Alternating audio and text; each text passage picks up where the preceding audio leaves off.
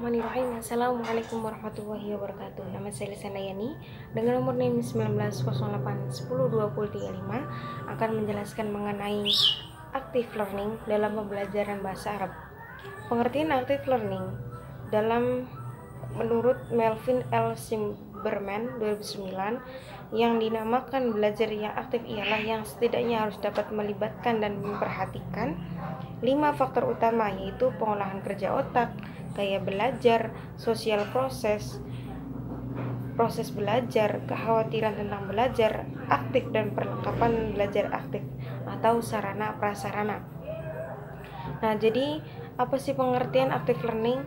Yaitu menciptakan gaya dan pola belajar mengajar atau pola pembelajaran yang dapat melibatkan interaksi yang tidak hanya searah antara murid dan siswa, namun dapat terjalin secara keseluruhan, dan guru tidak lagi sebagai yang mentransfer ilmu, melainkan sebagai kawan atau pengarah kegiatan pembelajaran tersebut, sehingga siswa tidak akan hanya duduk, tetapi ia bisa aktif dengan memberi atau mau bertanya, mencari, mengomentari, bahkan menjelaskan menurut apa yang telah dia ketahui dan dipahami.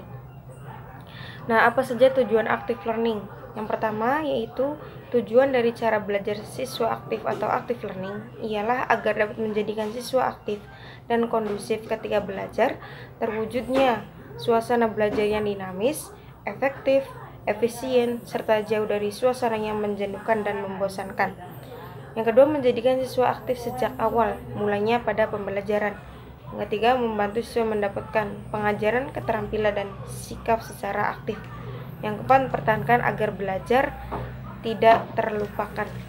Nah, karakteristik dari active learning yang pertama yaitu penekanan proses pembelajaran bukan pada penyampaian informasi oleh pengajar, melainkan pada pengembangan keterampilan, pemikiran, analisis, dan kritis terhadap topik atau masalah yang dibahas. Yang kedua, siswa tidak belajar secara pasif, tetapi mengerjakan sesuatu yang berkaitan dengan materi pembelajaran. Yang ketiga, penekanan pada eksplorasi nilai-nilai dan sikap-sikap berkenan dengan. Nah, yang ketiga itu siswa yang lebih banyak berpikir kritis dan melakukan evaluasi. Yang kelima, umpan balik yang lebih cepat akan terjadi pada proses pembelajaran. Apa saja perbandingan model pembelajaran aktif dan pembelajaran konvensional atau tradisional? Yang pertama, model pembelajaran aktif berpusat pada siswa, sedangkan model pembelajaran konvensional tradisional berpusat pada guru. Nah, yang kedua, model pembelajaran aktif menggunakan berbagai strategi untuk melibatkan siswa secara aktif dalam kegiatan belajar, sementara model pembelajaran konvensional atau tradisional cenderung monoton, yaitu strategi ceramah.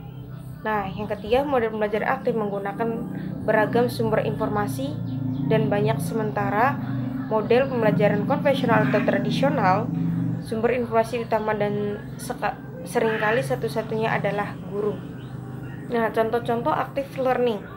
Yang pertama ada strategi pembentukan tim, yang kedua strategi penilaian sederhana, yang ketiga strategi pelibatan langsung, yang keempat kegiatan belajar dalam satu kelas penuh, yang kelima menstimulasi diskusi kelas, yang keenam pengajuan pernyataan, yang ketujuh belajar bersama, yang kedelapan pengajaran sesama siswa, yang kedelapan belajar secara mandiri, yang kesembilan pengembangan keterampilan, yang kesepuluh belajar yang efektif, yang kesebelas strategi peninjauan kembali, yang ke-12 penilaian sendiri, yang ke-13 perencanaan masa depan, dan yang ke-14 itu ucapan perpisahan.